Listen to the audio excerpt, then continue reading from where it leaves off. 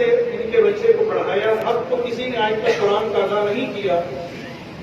البتہ میں آپ سب کے سامنے چونکہ سب رشتے دار موجود ہیں، جس طرح ہم چاہتے تھے کہ وہ دور دوبارہ سے بحال ہو جائے کہ حفاظ کی خدمتیں ہوں، ان کا اعزاز و اکرام ہو، ان کے لیے دل و جان سے ہم ہر چیز نچھاور کر دیں کہ انہوں نے ہمارے بچوں کو اس قابل بنایا.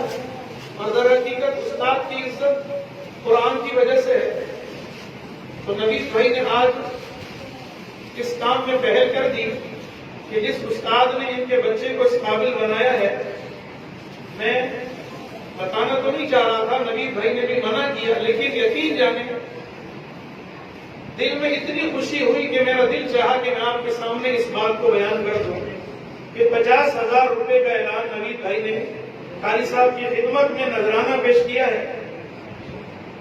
کہ یہ تو صرف قاری صاحب کی یہ خوشی ہے. قاری صاحب آئیں اور مفتی صاحب سے جو ہمارے سرپرست ہیں اپنا یہ ہدیہ جو نوید بھائی نے دیا وصول کریں. اور دوسرا قاری صاحب کے لیے ایک اہم اعلان ہے کہ قاری صاحب کرائی کی رہائش پر تھے. بڑی پریشانی کی زندگی آج کل، مہنگائی، مسائل کتنے ہیں، تو نوید بھائی نے قاری صاحب کے لیے رہائش کا بندوبست بھی فرما دیا. وہ آپ سب سے بھی دعاؤں کی درخواست ہے کہ جلد از جلد قاری صاحب کو انشاءاللہ یہیں پر اوپر رہائش بھی بنا کر دیں گے. اسی طریقے سے میں آپ سب کے سامنے کہوں گا کہ قرآن کی محبت کا ثبوت پیش کریں. جن اساتذہ نے آپ کے بچوں کو آپ کو پڑھایا ہے، استاد کا مقام دوبارہ سے بحال کریں. وہ لوگ جنہوں نے علماء کے خلاف باتیں کی، قرہ کے خلاف باتیں کی، یہ ہمارے ہمدرد اور خیرخواہ نہیں تھے، یاد رکھیں. یہ وہ لوگ ہیں جو اسلام کے دشمن ہیں، قرآن کے دشمن ہیں.